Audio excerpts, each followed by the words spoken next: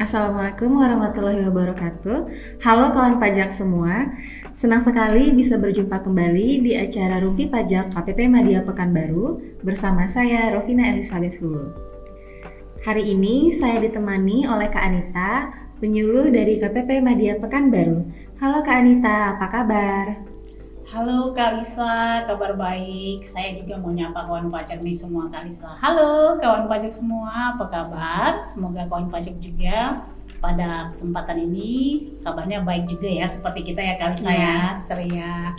Begitu Kak Lisa. Gimana Kak Lisa? Saya kalau podcast ini nggak pernah loh ketemu dengan Kak Lisa. Iya, soalnya saya host pemula, baru pertama kalinya, ini debutnya Kak Anita. Senang sekali saya podcast bareng Kak Lisa ini. Mohon bimbingannya ya Kak Anita. Sama-sama Kak Lisa, kita saling membimbing harusnya. Baik. Oke. Kawan pajak semua, kalau Kak Anita hadir di podcast Rumpi Pajak pasti akan membahas hal yang menarik. Apa bahasannya kali ini? Yuk disimak ya kawan pajak sampai selesai. Kita langsung aja ya Kak Anita ya. Tentang pajak ini banyak sekali kawan pajak yang kaget. Tiba-tiba ada yang menerima surat tagihan pajak. Contohnya itu kayak karyawan ya, penghasilannya kan sudah dipotong pajak ya oleh perusahaan, atau mereka sudah lapor pajak, sudah bayar pajak, kenapa masih bisa terima sanksi? Nah, di episode kali ini kita mau membahas tentang sanksi administrasi pajak ya kawan-kawan semua, supaya kita tidak kaget lagi dan dapat menjawab pertanyaan yang timbul di benak kawan pajak terkait sanksi administrasi ini. Baik Kak Lisa. Kalau kita ngomongin sanksi, sebelum kita ngomongin sanksi, ada saya kasih sedikit mengenai sanksi ini, pengertian sanksi itu sendiri ya kali saya. Baik. Jadi kalau sanksi itu kan biasanya ada sesuatu yang tidak kita lakukan secara melanggar aturan ya, begitu ya kalau secara teori sederhananya. Kenapa kita sanksi itu saya sampaikan bahwa sebagai wajib pajak pastinya kita harus melakukan kewajiban kita untuk membayar pajak sesuai dengan peraturan dan ketentuan yang berlaku. Jadi sanksi administrasi timbul ini untuk wajib pajak yang tidak melakukan kewajiban perpajakannya sesuai dengan aturan yang berlaku. Sanksi administrasi merupakan sanksi di mana wajib pajak harus membayar sejumlah uang kepada negara karena telah melanggar peraturan yang berlaku. Jadi sanksi administrasi itu ada 3, yaitu sanksi denda, sanksi bunga, dan sanksi kenaikan begitu. Kak, saya panggil Lisa aja ya. Lisa aja, tadi Kak. panggil namanya panjang, saya panggil Lisa aja kayaknya lebih enak. Begitu Kak Lisa. Jadi sanksi administrasi itu karena adanya kewajiban perpajakan yang tidak sesuai dengan peraturan yang berlaku. Baik. Nah Kak Anita, seperti karyawan itu kan bisa dibilang penghasilan yang mereka terima dari perusahaan itu kan sudah dipotong pajak ya dan sudah dibayarkan oleh perusahaan tersebut. Jadi kalau misalnya karyawan itu tidak punya penghasilan lain, maka tidak ada pajak yang harus dilaporkan kan oleh karyawan tersebut. Tetapi mengapa masih ada yang menerima denda, Kak? Iya, benar sekali Kak Lisa. Kadang kalau kita berpikir ya, karyawan penghasilan tetap dibayarkan oleh perusahaan dan perusahaan mengatakan penghasilan pajak atas penghasilan sudah dipotong dan dibayarkan oleh perusahaan. Ya. Kenapa? Kok tiba-tiba saya dapat sanksi ini? Tiba-tiba ke alamat loh, ada surat tagihan tuh datang ke alamat gitu. Ya, jadi begini Kak Lisa, itu kan kita sebagai karyawan penghasilan kita dipotong untuk PPh-nya dibayar oleh perusahaan, tetapi sebagai orang pribadi kita juga punya kewajiban. Jadi kalau kita karyawan itu ada kewajiban untuk melaporkan SPT tahunan orang pribadi.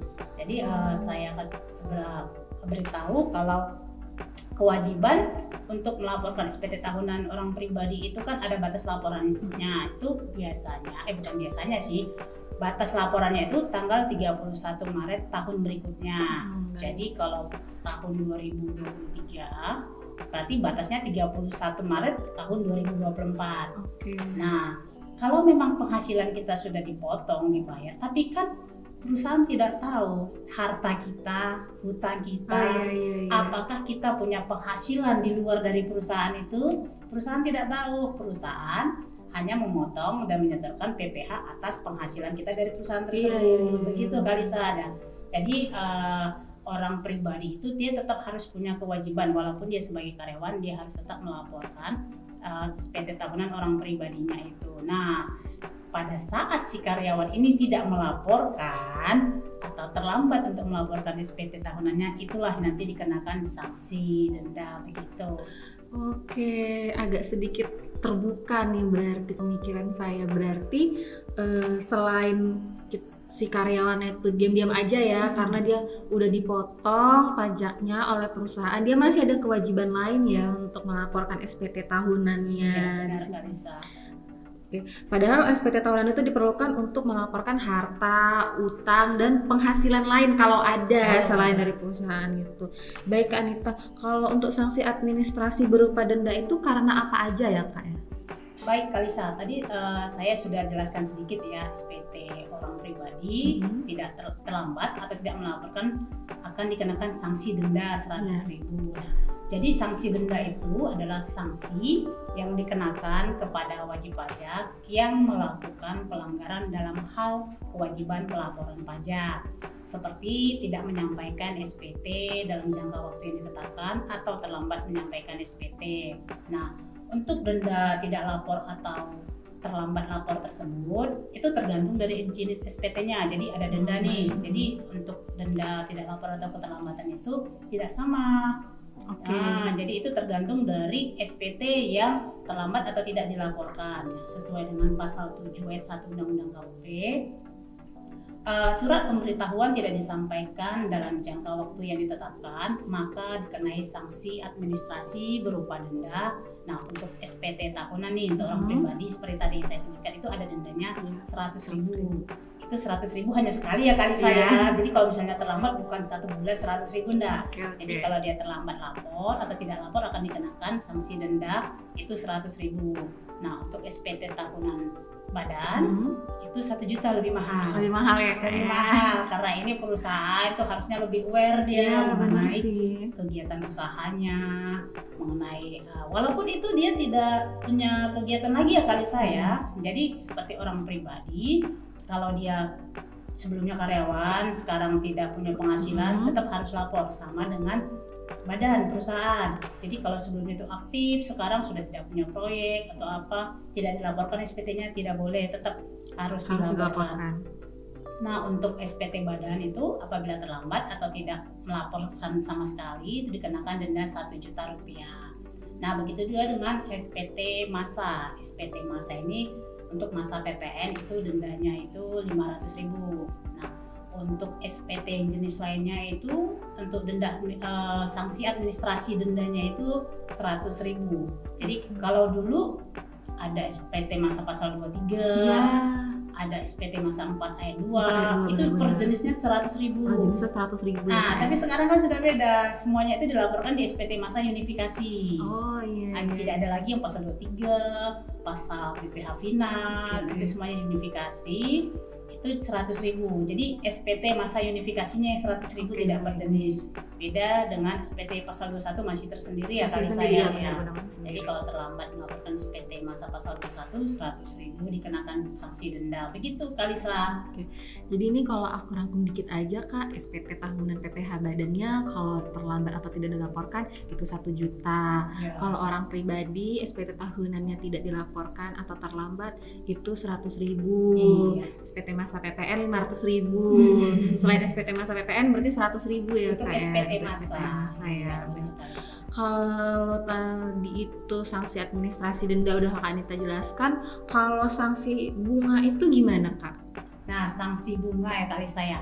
Jadi sanksi administrasi berupa bunga itu kalau sesuai dengan pasal 8 dan pasal 9 Undang-Undang KUP itu pembayaran atau penyetoran pajak yang dilakukan setelah tanggal jatuh tempo pembayaran atau penyetoran pajak dikenai sanksi administrasi berupa bunga sebesar tarif bunga per bulan yang sekarang itu ditetapkan, untuk tarifnya itu ditetapkan oleh Menteri Keuangan. Jadi untuk denda bunganya itu dihitung dari tanggal jatuh tempo pembayaran sampai dengan tanggal pembayaran dan dikenakan paling lambat 24 bulan serta bagian dari bulan tersebut dihitung 1 bulan penuh.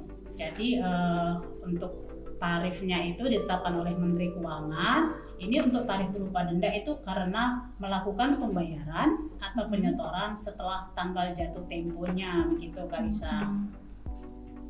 Oke. Ini kalau dijelaskan sedikit contoh mengenai pengenaan sanksi bunga ini bisa nggak Kak Anita biar kawan-kawan pajaknya lebih mengerti lagi?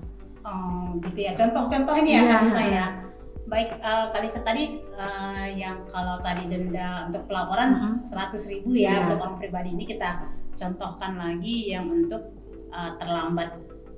Misalnya nih si wajib pajak orang pribadi sudah melaporkan SPT nih orang pribadi, ternyata ada kesalahan atau kekeliruan dalam melaporkan sehingga wajib pajak melakukan pembetulan nih.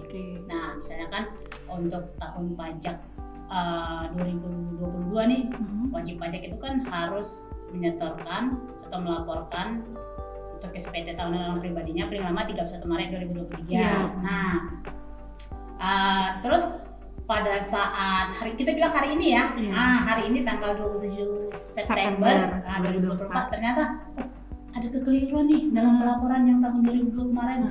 Saya mau melakukan pembetulan nih, ya pembetulan. Jadi atas kekeliruan tersebut, nih wajib pajak ternyata kurang bayar 100 juta. Jadi kan kurang bayar itu supaya dia melakukan pembetulan harus disetor dulu dong, baru bisa dilaporkan. Jadi wajib pajak itu menyetorkan 100 juta tanggal hari ini, 27 September. Jadi ketahuan kita recordnya kapan ini. 27 September dia melakukan pembayaran, lalu melakukan pelaporan. Setelah dibayar baru dilaporkan. Nah, atas keterlambatan tersebut kan ada pelaporannya ya di kantor pajak. Nanti AR-nya itu akan melakukan penelitian terhadap pembetulan ini. Pembetulan wajib pajak melakukan pembetulan ternyata ada kurang bayar yang terlambat disetorkan oleh wajib pajak. Nah, dari keterlambatan pembayaran tersebut, ini nanti AR akan menerbitkan surat tagihan pajak. Jadi dari surat tagihan pajak itu kantor pajak akan menerbitkan sanksi bunga atas keterlambatan pembayaran tadi.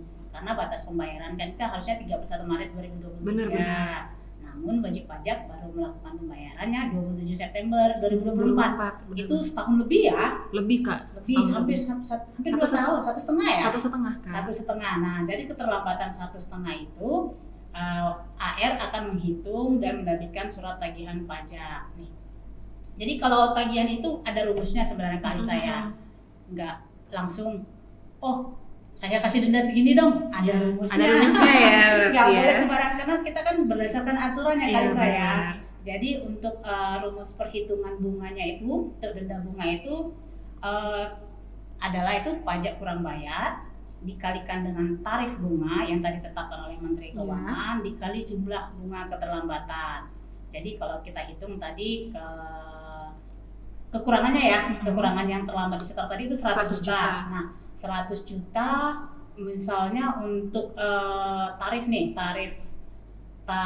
pada saat tarif bunga. Pada saat itu kan kalau tarif bunga itu dihitungnya pada saat mulai keterlambatan itu tarif yang berlaku. Itu tarif yang berlaku ya. Iya, jadi kita bisa googling tuh tarif 1 April 2023 tarif yang berlaku berdasarkan keputusan Menteri Keuangan berapa? Bisa kita googling.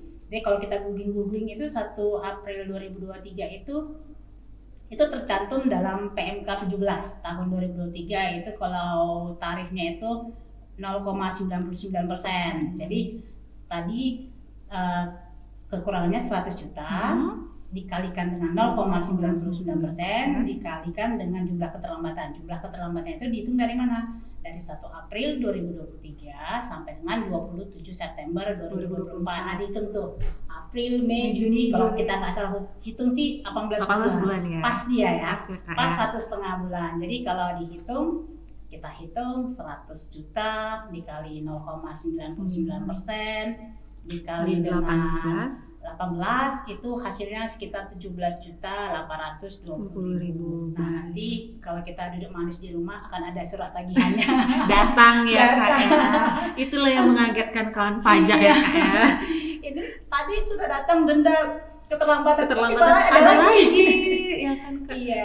Sanksi bunganya. Sanksi bunganya begitu Kalisa. Berarti untuk perhitungan bunga keterlambatan tersebut tidak sampai kapan sanksi bunga diterbitkan ya Kak ya, tapi sampai tanggal pembayaran kekurangan pajak yang harusnya dibayarkan di awal ya Kak ya. Iya benar Kalisa. Jadi kalau denda bunganya itu kan, kalau tadi kita melakukan pembetulan, sini AR-nya melihat ada pelaporan pembetulan.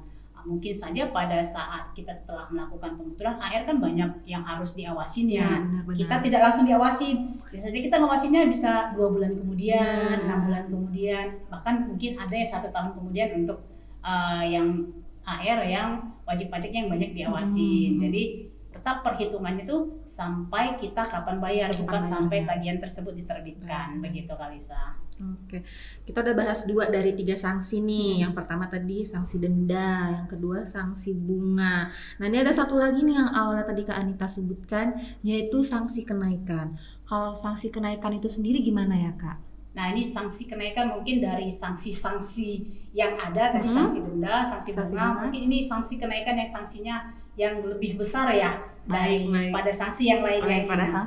Jadi untuk sanksi kenaikan itu sendiri adalah sanksi administrasi yang berupa kenaikan jumlah pajak yang harus dibayar yang dikenakan kepada wajib pajak yang melakukan pelanggaran kewajiban yang diatur dalam ketentuan material. Jadi kalau yang tadi kan mungkin batas waktu ya, adanya mungkin keteledoran atau kehilafan. Nah itu dari segi batas waktu. Nah, ini dari sisi materialnya Kalisa. Jadi kenaikan ini kalau memang ada pelanggaran dari sisi material begitu Kalisa. Oke, yang dimaksud dengan pelanggaran kewajiban yang diatur dalam ketentuan material itu seperti apa ya Kak Nip? Kalau material itu, kalau kita bilang material berarti isi dari pelaporannya itu ya Kalisa ya. Jadi kalau kita ambil sedikit tentang kenaikan itu ya, yang dimaksud dengan ketentuan material itu seperti pengungkapan ketidakbenaran. Jadi sesuai dengan pasal 8 ayat 3 dan ayat 3A. Jadi wajib pajak itu kan biasanya kan kita ada melakukan pengujian ya.